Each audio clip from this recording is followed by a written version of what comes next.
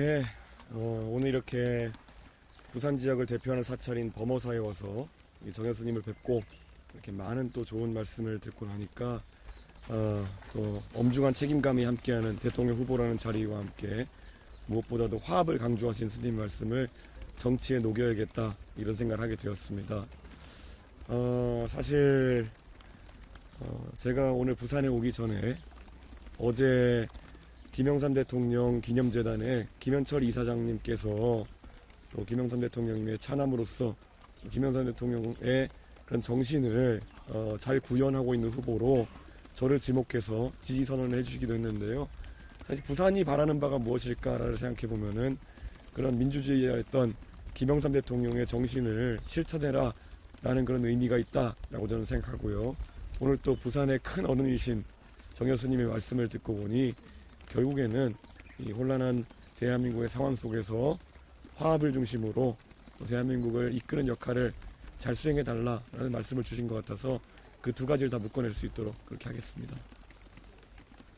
후보님 오늘 이재명 후보가 부산 유세 현장에서 이제 해수부를 부산으로 옮기겠다, 그리고 산업은행 옮기는 건 어려워도 해수부랑 해운회사 H&M을 옮기겠다 이런 부분을 했는데 이거에 대해서 사실 아무리 H&M이 현재 지분이 공적 지분이 많아서 사실상의 국가 소유인 상태라 하더라도 H&M의 입지라고 하는 것은 그 회사가 최고의 성과를 낼 수 있는 곳이 되어야 된다 이렇게 생각하고요. 공기업을 마음대로 휘두르고 가격 결정권을 휘두르고 공기업에 대해서 여러 제약을 가해서 공기업의 경쟁력을 떨어뜨린 경험이 우리에게 많이 있습니다. 그렇기 때문에 단순히 부산의 매표를 위해 가지고 여러 가지 제시하는 것은 위험하다. 특히 H&M 같은 경우 과거 한진해운과 현대상선이라든지 우리 과거 해운기업들이 겪었던 어려움을 타파하고 최근에 코로나 시절에 물류가 다소 중요해지면서 겨우 이제 과거의 사세를 회복해 나가고 있는 그런 상황이기 때문에 이재명이라는 사람의 매표에 사용되고 그런 것보다는 회사가 자율적으로 판단할 수 있는 것이 옳다 이런 생각을 하고 있습니다. 그게 바로 이재명 후보와 저와의 부산 발전을 위한 접근 방법의 차이일 것 같은데요. 이재명 후보는 과거의 말 때문에 산업은행 이전에 대해 가지고는 미온적이고 그것이 비판을 받을 소지가 있자 지금 H&M 이전이라는 다른 카드를 꺼내든 것으로 보이는데요. 저는 이렇게 개별 기업의 운명에 대해 가지고 정부가 불확실성을 가중하는 그런 공약은 지양해야 된다는 생각을 하고요. 대신 제가 말한 것처럼 부산이 금융수도로 발돋움하기 위해서는 결국 물은 높은 데서 낮은 곳을 흐른다는 그런 진리를 이해하고 규제를 줄이고, 그러니까 금융 관련 규제를 부산에 대한 특구 설정과 특별법 시행으로 줄일 수 있도록 하고, 한편으로는 금융산업에서 중요하게 다뤄지는 증권거래세, 농특세와 같은 것을 특구에 한정해서 인하하는 방식으로 기업들이 이전할 수 있도록 유도해야 된다 이렇게 생각합니다. 저는 이재명 후보의 어설픈 괴짜 경제학이 대한민국을 흔들어 놓는 것을 우리 국민들이 좌시해서는 안 된다 그런 생각을 하고 있습니다. 그리고 해수부에 관해서는 저희 개혁신당에서는 19개 부처를 13개 부처로 줄여서 국민들의 혈세가 낭비되는 것을 줄이겠다고 공약한 바가 있습니다. 그 안에 따르면은 해수부는 수산기능은 1차 산업부로, 그리고 해양교통기능 같은 경우에는 건설교통부로 이관되도록 되어 있습니다. 그래서 그 공약에 있어서 저희는 해수부 이전을 검토할 수가 없는 그런 상황입니다. 혹시 질문 있으신가요? 예.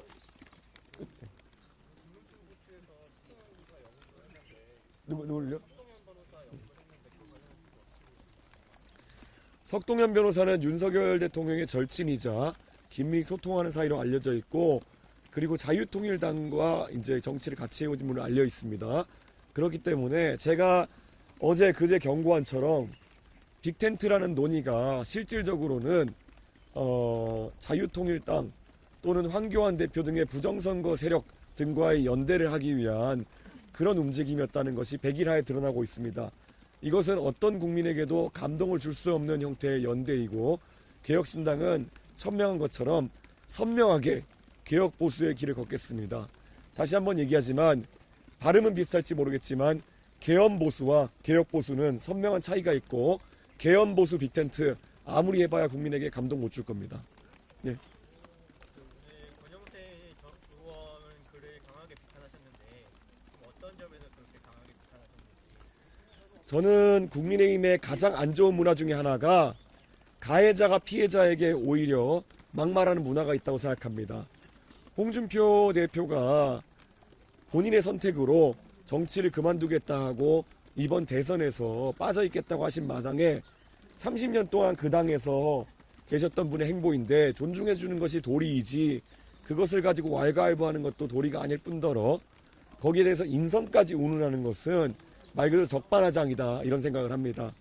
이번 국민의힘의 경선에서 많은 사람들이 목도했던 것은 윤석열 대통령과 윤핵관의 무리가 결국 합리적인 선택을 하기 어려운 환경을 만들었던 것에 홍준표 대표의 실망감의 원인이 있는데 누구에게 인성을 운운한단 말입니까? 그리고 잘 아시지만은 홍준표 대표가 미국으로 출국할 때 국민의힘의 인사들은 서울에 있는 사람마저도 어느 누구도 그를 배웅하거나 그를 배려하는 모습을 보이지 않았습니다. 오히려 대구에서 선거운동하고 있던 제가 다른 일정을 조정해서라도 홍준표 대표를 배웅하는 상황이 발생했는데요. 도대체 이런 상황이 국민들 눈에 어떻게 보이겠습니까? 인성 운운하지 말고 스스로 그런 어떤 충분한 예의를 갖추면서 정치하고 있는지 국민의힘 인사들은 되짚어봐야 될 겁니다. 또 질문. 증권거래세 차등 적용 말씀하셨는데요. 이제 자본시장이 이제 지역의 특성상 특정 지역에 한해서 이제 차등적으로 이제 세율을 인하하는 거는 좀 다양한 부분에서 증점이 발생할 수 있다라고 생각을 하고 또 그것 때문에 해외에서 선례가 없는 걸로 알고 있는데 네. 구체적으로 어떻게 적용하실 계획이신 건지랑 또 인력이나 뭐 부지 등 이런 전반적인 다각적인 이런 계획도 같이 있는지 좀 궁금합니다. 실제로 본사의 주재지가 어디냐에 따라서 많이 달라질 것이고요. 지방법인세 같은 경우에도 지방법인소득세 같은 경우에도 사업장의 규모 등에 따라 가지고 그것을 분할해 가지고 실제 법인소득세 납부를 하고 있습니다. 그런 것처럼 저는 만약 어떤 증권회사가 본사 및 주 사업장을 부산에 두는 경우가 있다고 한다면은 그곳에서 발생하는 거래에 대해 가지고는 특혜를 줄 수 있다는 생각을 가지고 있고요. 저희가 이미 그 법인세나 아니면은 또 최저임금 등의 지방 특례 적용 또는 지방 차등화 적용 가능성을 이야기한 바가 있는데요. 이것도 전례가 없는 것이지만은 충분히 가능하다라고 지금 평가받고 있습니다. 그렇기 때문에 저는 추진할 수 있다 이런 생각이고요. 실제로 저는 부산에 금융기업들이 자리하기 위해서는 그런 혜택이 아니고 단순히 어떻게 들어서 옮기는 공기업들의 이전만으로는 전혀 달성할 수가 없다 이런 생각합니다. 산업은행 하려다가 안 되고 그 다음에 HMM 하려다가 이제 어떻게 될지 모르겠지만은 지금 여의도에서 그런 불확실성 때문에 수출입은행이라든지 기업은행이라든지 이런 다른 공공성이 있는 은행들이 들썩이고 있습니다. 이재명 후보가 자꾸 이런 공기업에 대한 개입을 노골적으로 하겠다는 의사를 밝힐 때마다 우리나라에 있는 공공기관이나 공기업들이 실질적인 인재 영입이나 육성 이런 걸 하기 굉장히 어려운 상태가 됩니다. 그렇기 때문에 이런 개입은 최소화하는 것이 옳다 이런 생각을 하고 있습니다. 이게 만약 20년 전의 아이디어였다면은 혁신도시를 만들고 공공기관 이전하는 것이 어떤 기대감을 불러일으킬 수 있는 것이지만은 지금 이미 전주에 국민연금 기금운용본부가 갔다고 해가지고 전주가 이런 투자나 금융 분야에서 추가적인 확장이 있었던 것도 아니고 부산에 거래소가 이동한 다음에도 실제 부산에서 금융과 관련된 여러 파생산업들이 일어나고 있는 것이 아닌 것을 알기 때문에 저는 아까 말했던 것처럼 물이 높은 곳에서 낮은 곳에서 쓸 수 있는 그런 체계를 만드는 것 이외에는 답이 없다라는 생각을 하고 있습니다. 예. 예. JTBC 예. 대항입니다. 오늘 이재명 대표가 부산 유세에서 김영삼 전 대통령 언급하면서 김영삼 대통령이 쌓았던 민주주의가 있는데 국민의힘은 더 이상 그런 민주주의 정당도 아니고 보수 정당도 아니다 이런 취지로 언급했는데 이재명 대표의 김영삼 전 대통령 언급에 대해서 평가 좀 부탁드리겠습니다. 김영삼 대통령의 정신이라는 거는 꼭 한 사람만 계승해야 되는 것은 아닙니다. 하지만 김현철 이사장님께서 김영삼 대통령 기념재단의 이사장 자격으로 계신데 지금 그 상황에서 김영삼 정신을 구현하기에 가장 적절한 대통령 후보는 이준석이라고 말씀하셨기 때문에 저는 거기에 많은 의미가 담겨 있다 이런 생각을 하고요. 저는 제가 노무현 정신도 계속 언급하는데요. 양지를 찾아다니고 헌법 정신을 훼손하는 것을 일삼는 이재명 후보가 김영삼, 노무현 두 분의 부산을 대표하는 정치인들의 정신을 이어받고 있다 할 수는 없을 것입니다.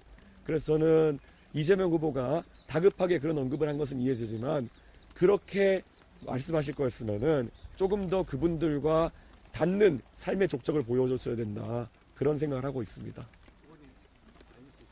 예. 오늘 저녁 현안 유세를 마지막으로 영남권 뉴스가 마무리되는데 어떤 마음으로 유세를 임했수와 이틀 동안 돌아보셨을 때 영남의 민심은 어땠는지 궁금합니다. 저는 영남 지역이 변할 때는 크게 변한다는 것을 알고 있습니다. 그래서 영남 지역에서 이번에 더 이상 관성에 따른 투표가 아닌 정말 미래를 바라보는 투표를 해주실 걸로 기대하고 있고요.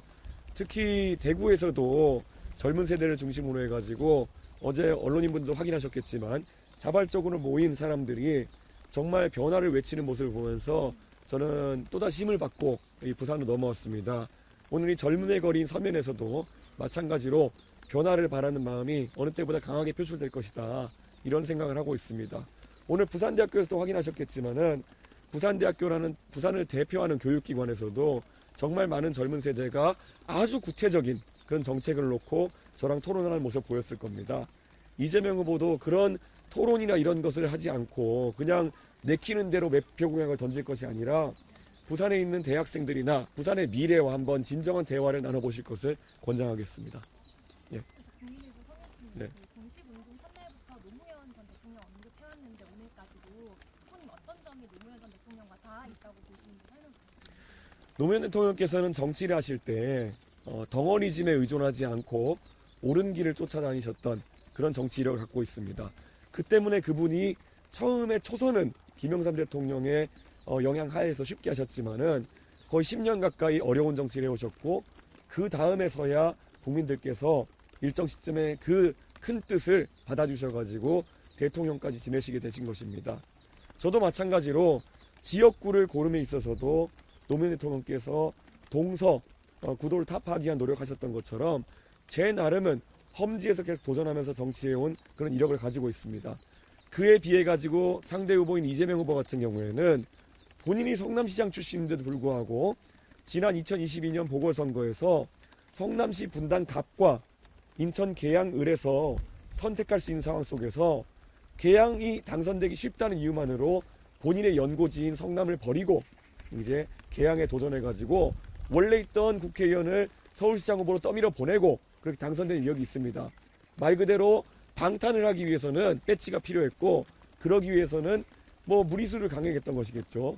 그런 면도 저는 노무현 정신을 계승한 후보는 오히려 이준석이다 이렇게 말씀드릴 수 있을 것 같고요. 할 말을 할 줄 안다. 결국 어려운 말을 할 줄 안다라고 하는 것이 저와 노무현 대통령의 오히려 근접한 지점이 아닐까 이런 생각을 하고 오히려 이재명 후보 같은 경우에는 다소 매표와 같은 포퓰리즘과 같은 이런 좀 사탕 발림을 많이 한다 이렇게 이제 평가할 수 있을 것 같고요. 또 저는 한편으로 문제가 있을 때 어떻게 풀어나가느냐도 저는 봐야 된다 봅니다. 저는 뭐 장애인 단체와 이견이 있을 때도 항상 방송국에 가서 차라리 토론을 하자 이런 식으로 이야기를 해왔고요.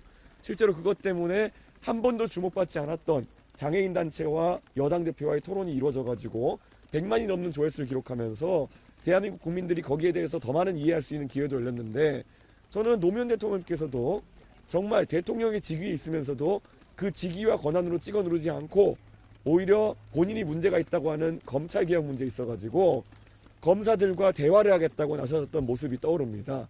그에 반해서 이재명 후보 같은 경우에는 여러 가지 이유로 사실 토론이나 이런 것을 하기보다는 결국 일방적인 본인을 따르는 세력의 덩어리짐으로 이렇게 해결하려고 하는 모양새가 보입니다. 어떤 이견이 있을 때 뭐 개딸이라 하는 분들이 단체 문자를 보내가지고 압박을 한다든지 이런 양태를 보이고 있는데요. 저는 제가 대통령이 된다면은 토론을 활성화하고 제가 오늘 대학생들과의 대화에서도 얘기했지만은 제가 만약 대통령이 된다면 한 달에 한 번씩 야당 당수와 조찬 모임을 정례화하겠습니다. 그리고 그 조찬 모임의 내용 같은 경우에는 또 언론인들이 공개할 수 있는 부분 같은 경우에는 다 열어놓고 저희가 조찬 모임을 할 수 있도록 하고요. 그리고 윤석열 정부에서 의지만 충만했지 전혀 긍정적인 방향으로 진행되지 않았던 도어 스태핑 같은 경우에도 저는 솔직하게 국민들에게 아는 것을 안다, 모르는 것은 모른다, 또 알아보고 답변 드릴 것은 답변 드리겠다, 이렇게 해가지고 국민과 대통령과의 거리를 좁히는 그런 정치를 하겠습니다. 개인 예, 예. 좀 비슷한 질문이긴 한데 사흘 만에 또 부산 찾으셨고 오늘 하루 종일 부산에서만 일정을 소화하셨는데 특별히 공을 들이는 이유가 있으신가요? 저는 부산 지역의 정치가 상당한 역동성을 가지고 있다, 이런 생각을 하고요. 그리고 지금 부산에 사실 여러 가지 현안이 있습니다. 근데 아까 제가 얘기했던 것처럼 윤석열 정부 3년이 지난 동안에 제가 제 입으로 그 윤석열 정부 당시의 공약을 설명했던 것이 아직도 기억이 나는데 변한 것이 많지 않아가지고 그에 대해서 미안한 마음을 다른 지역보다 많이 갖고 있습니다. 일례로 호남 지역에서 오히려 제가 이야기했던 공약들, 복합 쇼핑몰이나 이런 것은 추진 단계에 들어갔지만 오히려 부산 지역의 공약들은 윤석열 정부에서 차근차근 추진되지 못했던 측면이 있어가지고 제가 그런 부분에서 공약을 더 강화하고 부산 주민들께 의견을 들어가지고 부산 발전을 이루어야 되겠다는 저의 그런 절박한 심정과 또 미안한 마음이 결합되어 있다고 보시면 될 것 같습니다. 예. 기자님. 본론적인 질문인데요. 다른 후보들이랑 다르게 행정 경험이 없다는 점 때문에 유권자들이 느끼는 불안감에 대해서 좀 어떻게 생각하세요? 사실 저는 이재명 후보의 행정 경험이라고 하는 것이 뭐 도지사나 시장으로서의 일상적인 사무를 하는 능력이라 본다면은 저는 그것은 그렇게 중요하지 않다 생각합니다. 대한민국의 대통령이라 함은 결국에는 큰 줄기를 잡아내는 역할을 할 수 있어야 되는데요. 지금 선명하게 이재명 후보는 잘못된 방향으로 대한민국을 이끌려고 하고 있습니다. 그저 매표를 할 수 있는 길이 있다고 한다면은 재원 마련 대책이라든지 장기적인 관점 없이 그냥 그런 매표 방안만 제시하고 있고 정말 근거가 뒷받침되지 않는 수치들을 나열하고 있습니다. AI에 100조 투자하겠다 뭐 이런 것들요. 저는 이런 것이 사실상 잘못된 방향성의 문제이고 방향이 잘못되었는데 거기서 이재명 후보가 뭐 자잘한 행정 경험이 좀 더 있다고 해가지고 나라가 잘 될 거라고 보지는 않습니다. 그렇기 때문에 저는 오히려 큰 줄기를 잡아가는 방향에 있어가지고 이재명 후보보다 월등한 우위를 갖고 있다 이렇게 자부하고 있습니다. 예. 정부 부처 개편 관련해가지고요. 민주당에서는 여가부 확대 개편 검토한다는 보도 나왔고 김문수 후보도 오늘 여가부 관련해서는 확대나 뭐 폐지는 아니지만 복지부와는 좀 다른 뭐 가족을 담당하는 기능을 담당하는 부처가 필요하다 이렇게 얘기했거든요. 그래서 이제 후보님이 주장하시는 여가부 폐지랑 양당이 좀 다른 방향으로 가고 있는 이유는 뭐라고 보시는지. 저는 여성부라고 하는 조직이 처음 생겼을 때 그 조직이 우리 사회의 과거 관습이라든지 가부장적 제도를 좀 걷어내는 데는 역할이 있었다 생각합니다.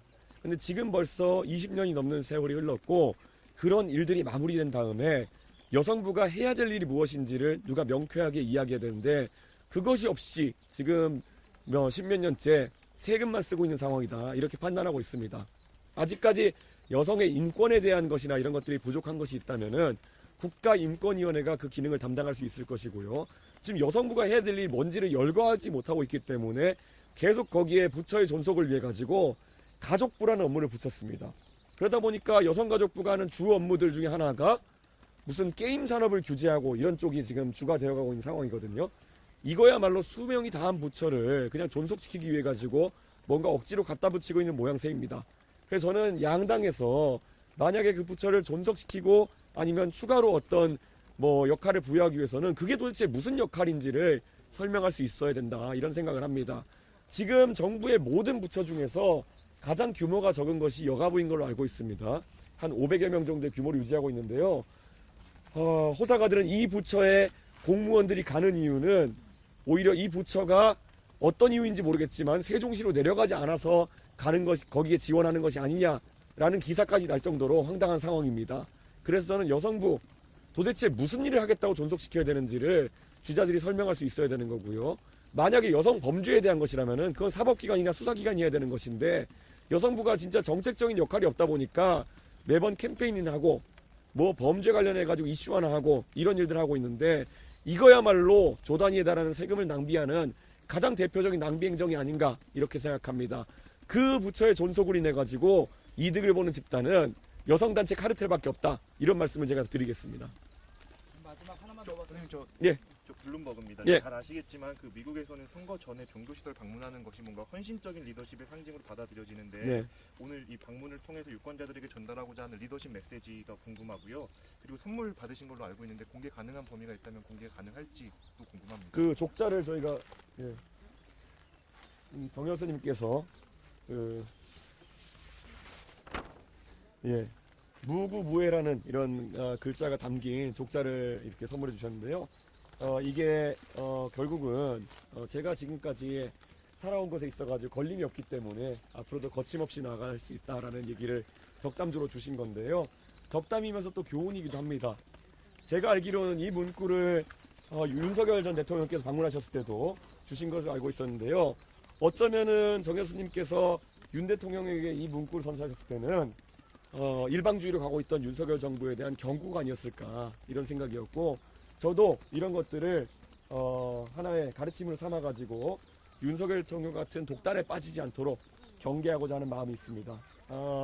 김영삼 대통령의 그런 말씀도 아까 드렸는데요.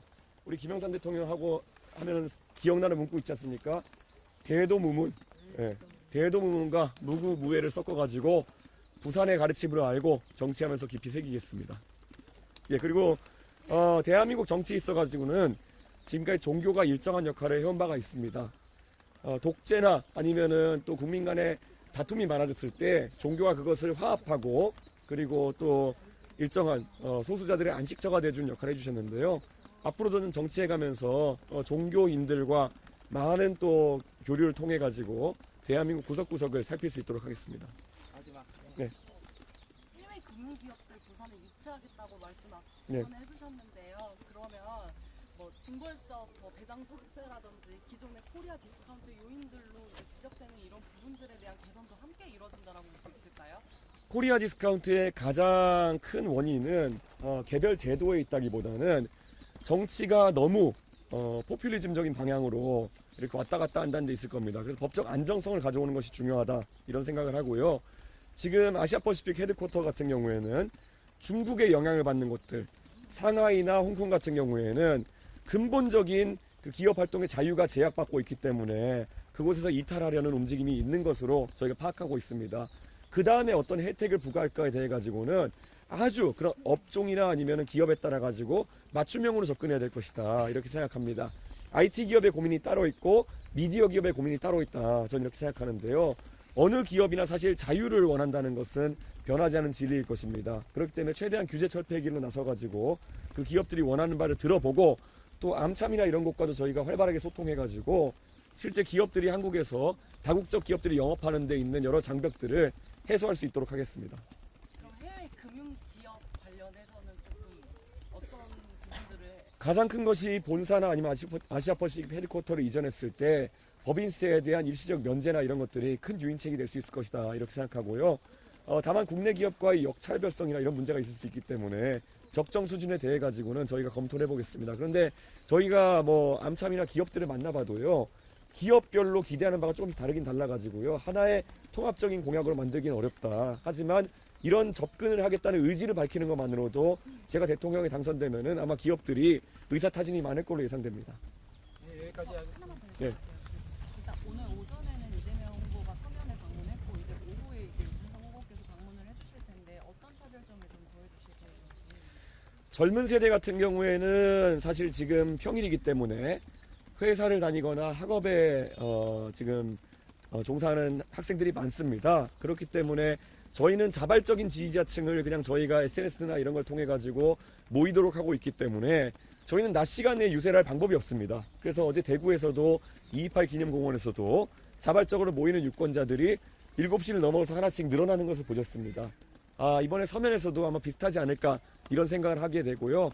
아마 낮 시간대는 그래서 저희는 지역에 갈 때마다 이런 지역에 찾아뵈야 될 분들이라든지 아니면 지역별로 의견을 들어야 될 기업인들이라든지 이런 부분을 만나는 일정을 갖게 될 것이고요. 저녁 때는 또 이런 일반적인 직장 생활이나 학업에 종사하시는 분들께 이렇게 또 유세를 하는 그런 시간을 갖게 될 것이다. 그게 아마 당 조직을 가동하는 민주당과 자발적인 지지자들로 인해서 돌아가는 저희의 유세의 약간 문화의 차이일 것이다 이렇게 생각합니다.